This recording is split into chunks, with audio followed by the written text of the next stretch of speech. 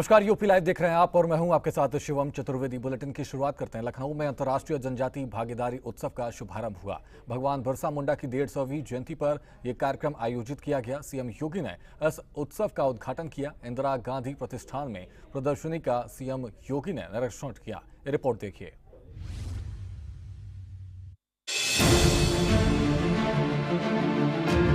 लखनऊ के इंदिरा गांधी प्रतिष्ठान में अंतर्राष्ट्रीय जनजातीय भागीदारी उत्सव का आयोजन किया गया। ये कार्यक्रम भगवान बिरसा मुंडा की 150वीं जयंती पर हुआ। मुख्य अतिथि सीएम योगी आदित्यनाथ ने उत्सव का उद्घाटन किया। प्रदर्शनी का निरीक्षण कर सीएम ने जनजातीय संस्कृति, शिल्पकला, लोक नृत्य की झलकियां देखी। सभी बहनों और भाइयों,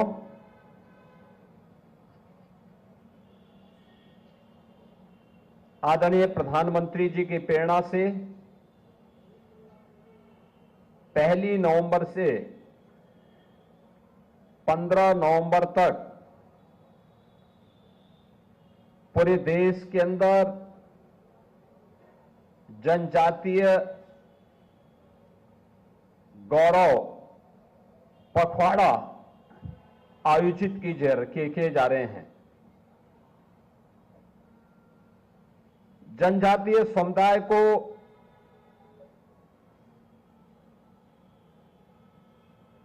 अपनी परंपरा, अपनी संस्कृति और अपनी विरासत पर गौरव की अनुभूति हो सके, उन्हें समाज और राष्ट्र की मुख्य धारा के साथ ही उन्हें सम्मान के साथ आगे बढ़ने के लिए एक बेहतर प्लेटफॉर्म उपलब्ध किया जा सके,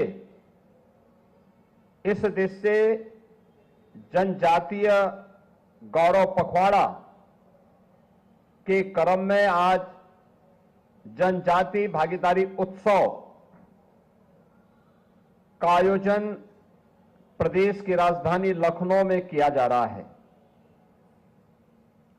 ये जो उत्सव है, जिसमें देश भर के 22 राज्यों से आए हुए जनजातीय समुदाय के कलाकारों के द्वारा जनजातीय संस्कृति और वहां की परंपराओं के बारे में अपना प्रदर्शन करने के साथ ही अनेक प्रकार के कार्यक्रमों को इस दौरान यहां पर प्रस्तुत करने का कार्य हो रहा है। सीएम योगी ने संबोधन में कहा कि ये वर्ष बहुत शुभ रहा। वंदे मातरम के 150 वर्ष पूरे हुए। लौह पुरुष सरदार पटेल की 150वीं जयंती मनाई गई। भगवान बिरसा मुंडा की भी 150वीं जयंती। जनजातियों का उत्थान हो रहा, सभी योजनाओं का लाभ मिल रहा है। बिना भेदभाव के सभी का विकास किया जा रहा है। बहनों और भाइयों, यह वर्ष हम सबके लिए कई मायनों में बहुत महत्वपूर्ण है। यह वर्ष भारत शिल्पी लौह पुरुष सरदार वल्लभ भाई पटेल की 150 वर्ष जयंती के पूरे होने का वर्ष है। यह वर्ष धरती आबा भगवान बिरसा मुंडा की जयंती के 150 वर्ष पूर्ण होने का वर्ष भी है।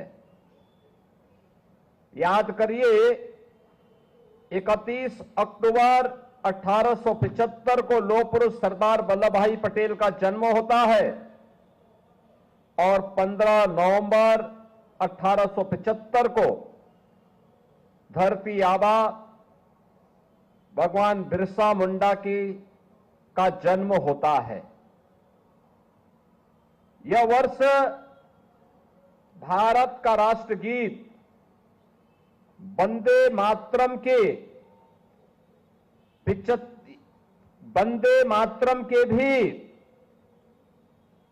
150 वर्ष में प्रवेश करने का वर्ष है। इस दौरान सीएम योगी ने कहा कि विदेशी शासन के दौरान बिरसा मुंडा ने समुदाय के अधिकारियों की रक्षा की। उनका जीवन स्वतंत्रता और सामाजिक न्याय के लिए समर्पित था। सरकार लगातार अभियान चला रही है कि धरती आबा बिरसा मुंडा भारत के स्वाधीनता के पक्षधर थे। इसके लिए उन्होंने अभियान चलाया। तत्कालीन ब्रिटिश गवर्नमेंट ने उन्हें गिरफ्तार किया और मात्र 25 वर्ष की उम्र में उन्होंने रांची के जेल में अंतिम श्वास ली। उन्होंने उस समय जनजातीय समुदाय को एक ही नारा दिया था और वह नारा था, अपना देश अपना राज। यानी देश हमारा है तो राज भी हमारा होना चाहिए, विदेशी हुकूमत भारत के अंदर राज न करे। और यह हमारा सौभाग्य है कि 15 नवंबर की तिथि को जनजातीय दिवस के रूप में पूरा भारत आयोजित कर सके। इसकी प्रेरणा प्रधानमंत्री मोदी जी ने पूरे देशवासियों को दिया और आज उसी का परिणाम है कि हम एक पूरे पखवाड़े को 1 नवंबर से लेकर के 15 नवंबर तक जनजातीय गौरव पखवाड़ा के रूप में आयोजित कर रहे हैं। ये 6 दिवसीय उत्सव 13 से 18 नवंबर तक चलेगा। संगीत, नाटक, अकादमी के लोक नृत्य, लोकगीत, शिल्प प्रदर्शनी किया गया। उत्तर प्रदेश देश की आबादी का एक सबसे बड़ा प्रदेश है। जनजातीय समुदाय की आबादी उत्तर प्रदेश में यद्यपि कम है, कुल आबादी की तुलना में आप देखेंगे तो काफी कम है, लेकिन मुझे अब देख करके प्रसन्नता होती है। पहले हम सरकारी नौकरी के विज्ञापन निकालते थे तो सरकारी नौकरी के विज्ञापन में अनुसूचित जाति की सीटें पूरी नहीं भरी जाती थी। अभी हाल ही में हम लोगों ने 60,244 पुलिस की भर्ती की और पुलिस की भर्ती में मैं देख रहा था कि जितनी भी सीटें अनुसूचित जनजाति के लिए आरक्षित थी वे सभी सीटें अनुसूचित जाति की ही युवाओं ने उसको पूरा भरा है, कोई सीट खाली नहीं थी। यानी ये चीजें दिखती हैं कि उनकी शिक्षा का स्तर बढ़ा है,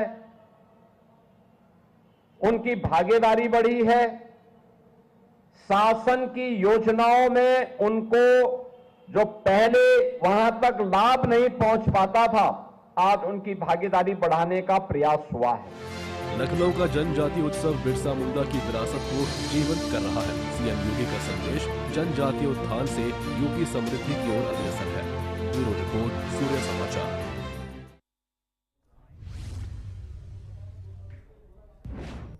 वहीं सीएम योगी ने गुजरात का दौरा किया। मुख्यमंत्री योगी आदित्यनाथ ने सरदार पटेल की 150वीं जयंती पर आयोजित भारत पर्व में शिरकत की। सीएम ने स्टैच्यू ऑफ यूनिटी पहुंचकर लौह पुरुष को नमन कर श्रद्धांजलि अर्पित की। सांस्कृतिक कार्यक्रमों का सीएम ने आनंद लिया। ये रिपोर्ट देखिए।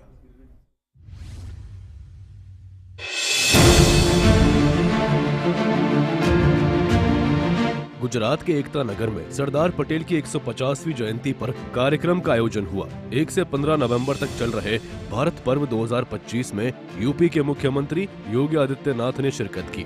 सीएम ने विश्व की सबसे ऊंची प्रतिमा पर पहुंचकर लौह पुरुष सरदार पटेल को नमन किया, फूल माला चढ़ाकर श्रद्धांजलि अर्पित की। और कितना सुखद संजोग है कि अरुणाचल प्रदेश, जहां भारत का पहला सूर्य उगता है, अरुणाचल प्रदेश से लेकर के और द्वारिकापुरी तक का पूरा भाग आज यहां पे जुड़ रहा है। अरुणाचल प्रदेश का प्रतिनिधित्व कर रहे हैं वहां के ऑनरेबल गवर्नर, और गुजरात की धरती पर सरदार साहब के इस पावन धरा पर स्टैच्यू ऑफ यूनिटी के सानिध्य में ये भारत प्रकाश पर्व के इस आयोजन के साथ हम सबको जुड़ने का अवसर प्राप्त हो रहा है।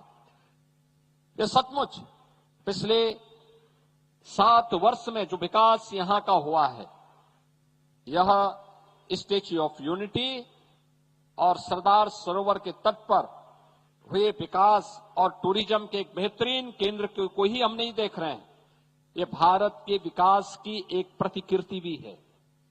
भारत का विकास इन्हीं मूल्यों पर, इन्हीं आदर्शों पर हुआ है और भारत प्रकाश पर्व इस बात का उदाहरण है। जैसे सरदार साहब के समय में, उस समय कुछ रियासतें ऐसी थीं जिनमें जूनागढ़ का नवाब और हैदराबाद का निजाम, जो भारत गणराज्य में आने के लिए आनाकानी कर रहा था, लेकिन सरदार साहब ने कहा वे प्यार से मानोगे ठीक है, नहीं तो दूसरे भी तरीके हैं उस मनाने के लिए। सीएम योगी ने कहा कि गुजरात हमेशा से भारत को दिशा देने वाला राज्य रहा है। भगवान श्री कृष्ण ने उत्तर प्रदेश से आकर इसी भूमि पर द्वारिकाधीश बने और धर्म की स्थापना को आगे बढ़ाया। गुजरात सदैव से देश को एक राह दिखाने वाला राज्य रहा है और वह राह दिखाने वाला मार्ग आज से नहीं, याद करिए उत्तर प्रदेश की ही धरा से लीलाधारी भगवान श्री कृष्ण इस पावन धरा पर आए थे और द्वारिकाधीश बनकर के धर्म की स्थापना के कार्य को आगे बढ़ाए थे। ये गुजरात की धरा है। याद करिए, भारत के अंदर शुद्धि का कार्यक्रम चला करके किसी कालखंड में किन्हीं कारणों से अगर कोई व्यक्ति अपने मूल समाज से हट गया है तो उसे वापस ला करके आर्य समाज के बड़े आंदोलन को भी आगे बढ़ाने का कार्य इसी धरा से स्वामी दयानंद सरस्वती ने प्रारंभ किया था। कार्यक्रम में सांस्कृतिक प्रस्तुतियों का सीएम योगी ने आनंद लिया। यूपी डे के रूप में उत्तर प्रदेश की सांस्कृतिक विरासत का प्रदर्शन हुआ। सीएम ने स्टैच्यू ऑफ यूनिटी की आंगतुक पुस्तिका पर हस्ताक्षर किए। सरदार वल्लभ भाई पटेल भारत की अखंडता के शिल्पी। ब्रिटिशर नहीं चाहते थे कि भारत एक रहे। उन्होंने शरारतपूर्ण तरीके से भारत का विभाजन केवल भारत और पाकिस्तान के नाम पर ही नहीं किया था, बल्कि उनकी शरारत थी कि भारत को दर्जनों इतने टुकड़ों में बांट डालो कि भारत फिर एक न रह सके और फिर ब्रिटिशर की तरफ ये लोग आशा भरी निगाहों से देखें। लेकिन भारत माता के सपूत, जिनका जन्म इसी गुजरात की धरती पर करमसद में हुआ था, लौह पुरुष सरदार वल्लभ भाई पटेल ने अपनी दूरदर्शिता के कारण न केवल उस समय भारत को बल्कि 563 देशी रियासतों को भी भारत गणराज्य का हिस्सा बना करके वर्तमान भारत को एक भारत के रूप में जहां रखा, तो प्रधानमंत्री मोदी जी उसी एक भारत को श्रेष्ठ भारत बनाने के लिए उनके नेतृत्व में 11 वर्षों में हम सब भारत के अंदर देख रहे हैं। एकता नगर में यूपी पवेलियन का दौरा किया। डिप्टी सीएम केशव प्रसाद मौर्य, ब्रजेश पाठक, विधानसभा स्पीकर सतीश महाना, पर्यटन मंत्री जयवीर सिंह समेत यूपी के अधिकारी मौजूद रहे। भारत की आजादी के महानायक राष्ट्रपिता महात्मा गांधी को भारत की स्वाधीनता के अगुवा के रूप में देकर के भारत की स्वाधीनता के मार्ग को प्रशस्त किया था और स्वतंत्र भारत में कैसा भारत हमें चाहिए, भारत की अखंडता के शिल्पी लौह पुरुष सरदार वल्लभ भाई पटेल की यह पावन धरा है और इसलिए कौन ऐसा भारतीय होगा जो इस पावन धरा को कोटि कोटि नमन न करता हो। गुजरात भगवान सोमनाथ की पावन धरा है, भगवान नागेश्वर नाथ की पावन धरा है, भारत की आध्यात्मिक, भारत की विरासत की भूमि भी है, भारत के स्वाधीनता आंदोलन को स्वदेशी से स्वावलंबन की ओर अग्रसर करने वाली पावन धरा है। और आज मेरा यह सौभाग्य है कि मुझे इस स्थल पर आज उत्तर प्रदेश की टीम की ओर से दूसरी बार स्टैच्यू ऑफ यूनिटी के दर्शन करने का सौभाग्य प्राप्त हो रहा है। एकता नगर का दौरा सीएम योगी का सरदार पटेल को सच्ची श्रद्धांजलि है। गुजरात की भूमि पर यूपी का गौरव है।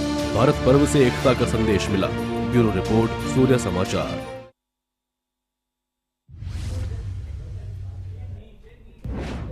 वहीं यूपी के अंबेडकर नगर में 15 आईएएस अधिकारियों ने श्रवण धाम का दौरा किया। धाम की महिमा और इतिहास की जानकारी ली। ट्रस्ट के महंत सुनील मिश्रा ने बताया धाम का इतिहास। वहीं पुलिस प्रशासन ने सुरक्षा के लिए पुख्ता इंतजाम किए। वहीं योगी सरकार पर्यटन को दे रही है बढ़ावा। तो अहम खबर आपसे साझा कर रहे हैं, जहां पर 15 आईएएस अधिकारियों ने श्रवण धाम का दौरा किया और धाम की महिमा और इतिहास की जानकारी दी। वहीं ट्रस्ट के महंत सुनील मिश्रा ने बताया धाम का इतिहास। वहीं पुलिस प्रशासन ने सुरक्षा के पुख्ता इंतजाम किए थे।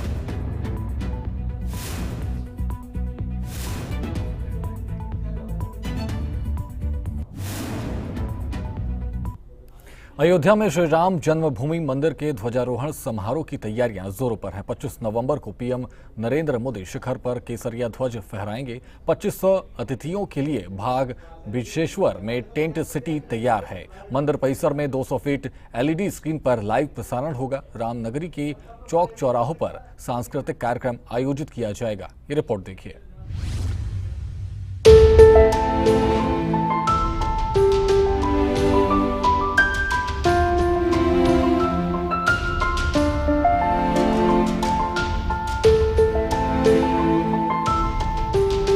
अयोध्या में श्री राम जन्मभूमि मंदिर के शिखर पर 25 नवंबर को ध्वजारोहण समारोह की तैयारियां जोरों पर हैं। राम विवाह पंचमी पर पीएम नरेंद्र मोदी 190 फुट ऊंचे शिखर पर त्रिकोणीय केसरिया ध्वज फहराएंगे। ध्वज में रामायण प्रतीक सूर्यदेव, कुबेर और ओम अंकित किया गया है। 21 से 25 नवंबर को वैदिक अनुष्ठान, 8000 अतिथियों के लिए व्यवस्था की गई है। अतिथियों के ठहरने के लिए बाग विशेश्वर में टेंट सिटी तैयार की गई है। इस टेंट में करीब 2500 लोग रुक सकेंगे।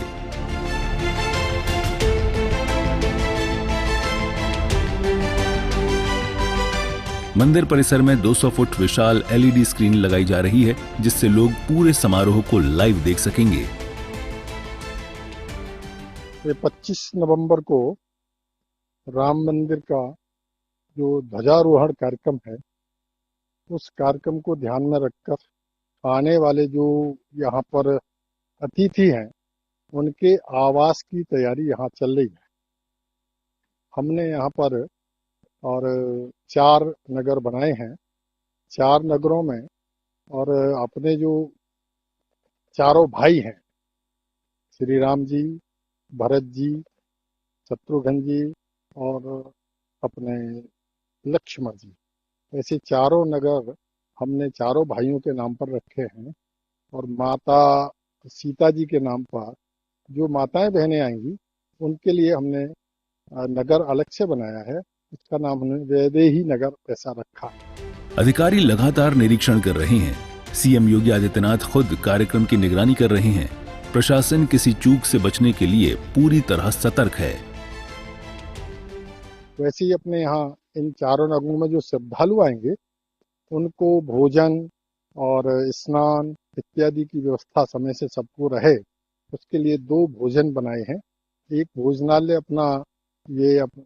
अपना होगा, क्या नाम है, माता अन्नपूर्णा भोजनालय, और फिर दूसरा भोजनालय माता अनुसुईया भोजनालय। ऐसा यहाँ और सबके भोजन की व्यवस्था है, सबके रहने की व्यवस्था है। जो लोग आएंगे यहाँ, उनके सत्कार की व्यवस्था, और यहाँ जो लोग आए हैं अपनी व्यवस्था में जो लगे हैं, उनमें भी ध्वजारोहण के कार्यक्रम को लेकर अति उत्साह है। और मंदिर का कार्यक्रम, जो मंदिर राम मंदिर पूरा हो रहा है, उसके विषय को लेकर भी लोगों में और अति उत्साह से यहाँ सभी कार्यकर्ता काम में लगे हैं। यहाँ पर अभी हम लोग 3000 लोगों के रहने की व्यवस्था कर रहे हैं। बाग विदेशी में 3000 लोगों के रहने की व्यवस्था है। बाकी सब व्यवस्थाएं जैसे अतिथि आएंगे तो अलग अलग प्रांत की योजना अनुसार अयोध्या जी में सबके रहने की व्यवस्था की है। वहाँ पर कुछ आवास लिए हैं, उनमें भी रहे। पूरे अयोध्या में सुरक्षा के पुख्ता इंतजाम किए गए हैं। 5000 पुलिसकर्मी एटीएस एनएसजी तैयार किए गए हैं। कड़ी सुरक्षा के बीच बड़ी संख्या में श्रद्धालु मंदिर में पूजा अर्चना कर रहे हैं। लाखों भक्त दर्शन को उमड़ रहे हैं। जी, ध्वजारोहण, प्रभु का ध्वजारोहण, देखिए हम लोगों में इतनी ये नहीं है कि हम उनका वो ध्वजारोहण कर सके, पर ये हमें सौभाग्य मिलता है समय समय पर कि हम प्रभु राम का आशीर्वाद समय समय पर लेते रहे और इन्हीं सब बातों से हमें उनका आशीर्वाद ऐसे ही मिलता रहे। हम यही प्रयास करते रहे, ध्वजारोहण भी करते रहे, जो भी सेवा के कार्य हैं वो करते रहे। अयोध्या धाम का बहुत सुना था, बहुत पढ़ा भी है इसके बारे में, और जो ये सारा दोबारा जीर्णोद्धार हुआ है इस मंदिर का, और कितनी राम भक्तों ने कितनी सेवा की, तो सब लोगों ने कितना इसके लिए संघर्ष किया, उसके लिए हम उन सब के बहुत बहुत आभारी हैं। सभी राम भक्तों के, सभी कार्यकर्ताओं के, सबके बहुत बहुत आभारी हैं, और उनकी कृपा से ही और उनके कारण ही हमें भी श्री रामलला के दर्शन करने का सौभाग्य प्राप्त हो रहा है। बहुत बहुत धन्यवाद। अयोध्या का ध्वजारोहण समारोह आस्था और भक्ति का महाकुंभ बनेगा। पीएम मोदी का आगमन रामनगरी को नई ऊर्जा देगा। टेंट सिटी एलईडी स्क्रीन से भव्य आयोजन होगा। श्रद्धालुओं का उत्साह चरम पर है। ब्यूरो रिपोर्ट, सूर्य समाचार।